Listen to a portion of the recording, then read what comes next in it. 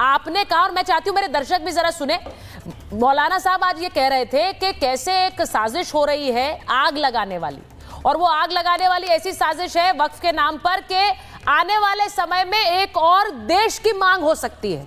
अब ये एक ऐसा बयान है रशीदी साहब जो बहुत से लोगों को आप पर भी हमला करने के लिए उकसा सकता है, लेकिन बहुत से सवाल खड़े करता है। आप क्यों कह रहे हैं ये कि एक ऐसी साजिश हो रही जिससे देश में आग लगेगी, ऐसी साजिश जिससे एक अलग देश की मांग होगी?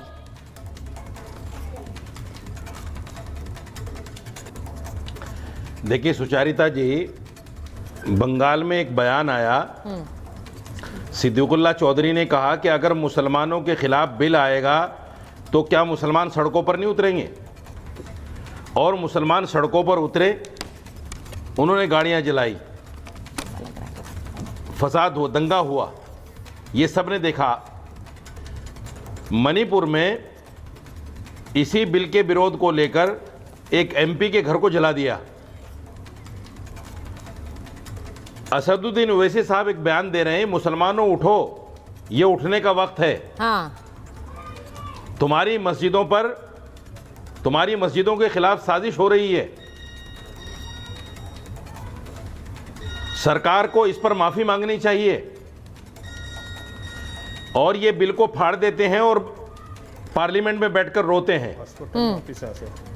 ये इस तरह के दृश्य हैं सुचारिता जी, और इस तरह के बयान हैं कि कोई भी मुसलमान जिसके दिल में ईमान होगा वो जागेगा, उठेगा और कहेगा कि एकमात्र मुसलमान नेता है असदुद्दीन ओवैसी जो आज हमें ललकार रहा है, उसकी ललकार पर हमें उठना चाहिए।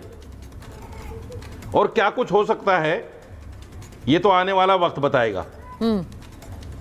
ये सब राजनीति है और इनकी चाल है। मैं इसलिए कह रहा हूं कि जानबूझकर मुसलमानों को भड़काकर मुसलमानों का नेता अपने आप को घोषित करने की कोशिश कर रहे हैं, और ये वक्त दूर नहीं है। मैं बिल्कुल आपसे कह रहा हूं, आप इसको लिख लीजिए, कुछ ही वक्त में असदुद्दीन ओवैसी इस बात का ऐलान करेंगे कि अब हिंदुस्तान में मुसलमानों का रहना दोभर हो गया है। मुसलमानों की मस्जिदें सेफ नहीं है, मदरसे सेफ नहीं, मुसलमान सेफ नहीं है। सही बात। इसलिए अब हमें मुल्क अलग ले लेना चाहिए। आप देख लीजिएगा, नहीं ये इस तरह के बयानात शुरू हो गए हैं और ये आने वाले वक्त में हो जाएगा। देखिए, मैं चाहती हूं काका जी, आपने ये बयान सुना मौलाना साहब का, वो क्या कह रहे हैं काका जी? वो ये कह रहे हैं कि ऐसे बयानों के बाद क्या होगा वो देश के सियासतदानों को समझना चाहिए, जो ना समझे उन्हें हम क्या कहें। मैं इसीलिए जो उन्होंने बोला है, मैं उस पर पहले संजय जी के पास जा रही हूँ, हाजी जी के पास जा रही हूँ। जरा मुझे बताइए संजय जी, ये एक पूरी तैयारी वहां हो क्या रहा है? बंगाल में हिंसा भड़की जा रही है, लोग सड़कों पर आकर कह रहे हैं हम संविधान को नहीं मानेंगे, सब कुछ चल रहा है, फ्री फॉर ऑल हो रहा है। ममता बनर्जी कह रही वक्फ कानून को हम लागू नहीं होने देंगे। हो क्या रहा है बंगाल में? या हम सवाल भी नहीं पूछ सकते हैं उनसे? देखिए, सबसे बड़े बात नहीं, सवाल ही नहीं है। यहाँ पर बंगाल में जो चीज़ हो रहा है, अपना सबको अधिकार है अपने, मतलब जो अपने खिलाफ जब कुछ होता है तो उसको अधिकार में माना जाए तो वो अधिकार में वो एजिटेशन कर ही सकता है। एक नंबर बात। नंबर दो बात है, जो वक्फ बिल इतना सालों से याद नहीं है, अचानक 10 साल 11 साल के बाद में मोदी जी को याद है ये वक्फ बिल लेकर आना चाहिए। ये जमीन कोई क्या मतलब कोई होटल बना रहा है, कोई रेस्टोरेंट, उसको आइडेंटिफाई किया कि नहीं मालूम नहीं है।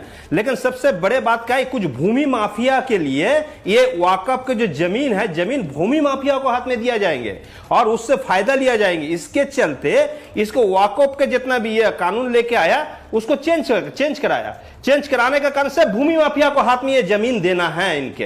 अच्छा, एक चीज बताइए, इतना दिन देश तो मेरा खतरा में नहीं था। एक तो मतलब बहुत बड़ा वीर होता है, लिखित नामा देख के भाग के आता है, लेकिन वही जेल में अंडमान सेलुलर सेल में मुल्ला लिकायत अली वहां पर थे, वहां पर शहीद हो चुके हैं, वहां पर शहीद हो चुके। इंदु भूषण राय वही से सेलुलर सेल में थे, वहां पर भी शहीद हो चुका है। मतलब ये जो बात हो रहा है यहाँ पर, सबसे बड़े बात जब मुद्दा हो रहा है, मैं कहना चाहेंगे सिर्फ भूमि माफिया के लिए मोदी जी ये बिल पास किए हैं, सिर्फ भूमि माफिया को हाथ में ये जमीन देने चाहते हैं। क्यों जमीन के लिए ये वक्फ बिल कर दिया गया और ये भूमि माफिया को हाथ में थोड़ा दिन बाद में ये जमीन चला जाएंगे। सुना नहीं अभी थोड़ी देर पहले अजय जी ने क्या बोला कि बंगाल में तो एक डेमोग्राफिक चेंज हम देख ही रहे हैं। अभी मौलाना साहब ने क्या बोला? मौलाना रशीदी ने बोला कि भाई थोड़े दिन बाद के एक और देश की मांग करने लगेंगे, यही कह के कि यहाँ पे मुसलमानों पर इतना अत्याचार हो रहा है कि अब दूसरा देश चाहिए। यही चाह रहे हैं आप? और इसकी शुरुआत पश्चिम बंगाल से हो जाए, क्योंकि वहां पे तो लोग खड़े हो गए हैं कहने संविधान नहीं मानेंगे। बिल्कुल नहीं है। यहाँ का मुसलमान अपना देश को अपना वतन मानते हैं। ये बोलते हैं वतन के लिए मरेंगे और वतन के लिए ही मरना चाहते हैं। यहाँ का मुसलमान बोलते हैं। यहाँ का मुसलमान कभी नहीं बोला कि हम वतन के खिलाफ है, हम राष्ट्रद्रोही देशद्रोही, ये कभी भी नहीं होता। नहीं, तो संविधान के खिलाफ होने का मतलब क्या होता है भाई?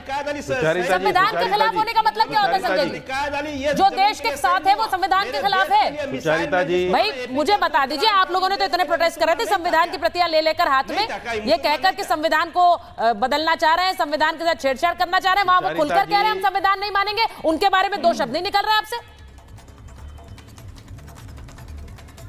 नहीं, बिल्कुल मैं कहना चाहेंगे यहाँ दुधारू गाय की लात खानी पड़ती है। आप जो जिस नजर से देखिए इसको, पहले ही खतरा नहीं था। मुगल 500 साल राज किया, हिंदू खतरा में नहीं था, अंग्रेज 200 साल हिंदू नहीं था, 10 साल 11 साल में अचानक हिंदू खतरा में आ गया मोदी जी को जमाना में। मोदी जी को जमाने में हिंदू खतरा में आ गया है। सिर्फ भूमि माफिया दो बातें मैं इनके सामने रख रहा हूँ। रशीदी साहब कुछ रख रहे बातें आपके सामने सुनिए। दो बातें मैं इनके सामने रख रहा हूँ, ये गौर से सुने, ध्यान से सुने। संजय साहब, दो बातें सुनिए ध्यान से।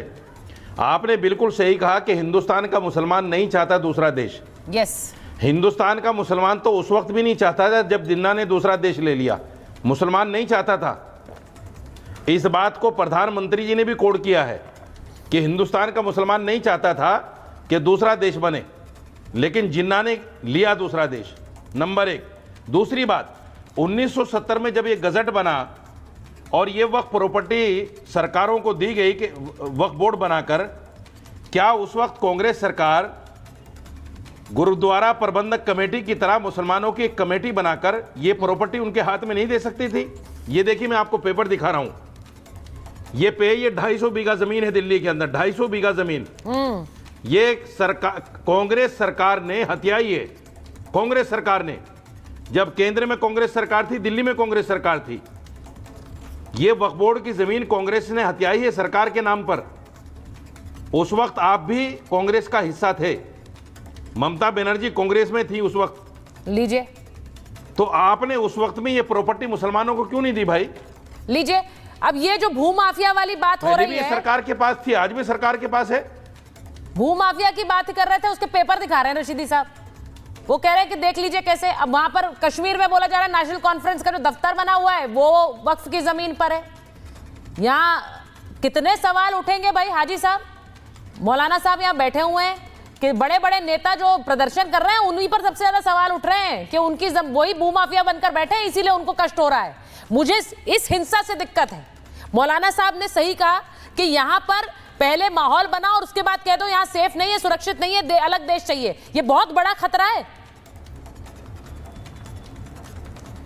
देखिए मैडम, जिस तरीके से अभी हमारे साजिद रशीदी जी बता रहे थे, तो मैं ये जो हिंसा मुर्शिदाबाद में हो रही है उसको तो हम कंडेम करते हैं। हिंसा का रास्ता हमें नहीं अपनाना चाहिए। हमें, हमारे देश में अदालतें हैं और अदालत में हम लोग जा चुके हैं और 15 तारीख को वहां पर सुनवाई होनी है और उस पर जो भी डिसीजन होगा आगेगा वो करेंगे। और रही हमारे जो मुस्लिम पर्सनल लॉ बोर्ड है और जो हमारा जमीयत उलमा हिंद है, वो लगातार इस चीज को देख रहा है। अगर प्रोटेस्ट की जरूरत हुई तो प्रोटेस्ट भी करा जाएगा, अगर जेल भरो आंदोलन हुआ तो जेल भरो आंदोलन भी होगा। और बैरिस्टर असदुद्दीन ओवैसी साहब ने जो ये काला कानून जो सरकार भाजपा की लेकर आई है उसको सदन में फाड़ने का काम भी बैरिस्टर असदुद्दीन ओवैसी साहब ने किया। लॉ बोर्ड क्या नुमाइंदा हो गया देश के सारे मुसलमानों का? वो तय करेगा क्या करना है, जेल भरो, घेराव, धरना, क्या होगा वो मुस्लिम पर्सनल लॉ बोर्ड तय करेगा।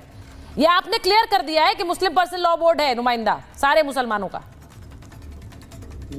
बिल्कुल बिल्कुल, देश के जितने भी बड़ी बड़ी तंजीम है और जितने 20 करोड़ मुसलमान महिला मुस्लिम पर्सनल लॉ बोर्ड, वो सब लोग मैडम सुन तो लीजिए मैडम, यही तो गलत बात है, आप सुनती कम है और बोलती ज्यादा है। महिला बोर्ड के बारे में बोलिए ना कुछ। जिस तरीके से पूरे देश के, अरे मैडम 20 करोड़ मुसलमान, पूरे देश के 20 करोड़ मुसलमान रोडों पर भी आने की बात आएगी तो रोडों पर भी आएंगे और जेल में जाने की बात आएगी। 20 करोड़ में महिलाओं को गिनते हैं कि नहीं गिनते हैं?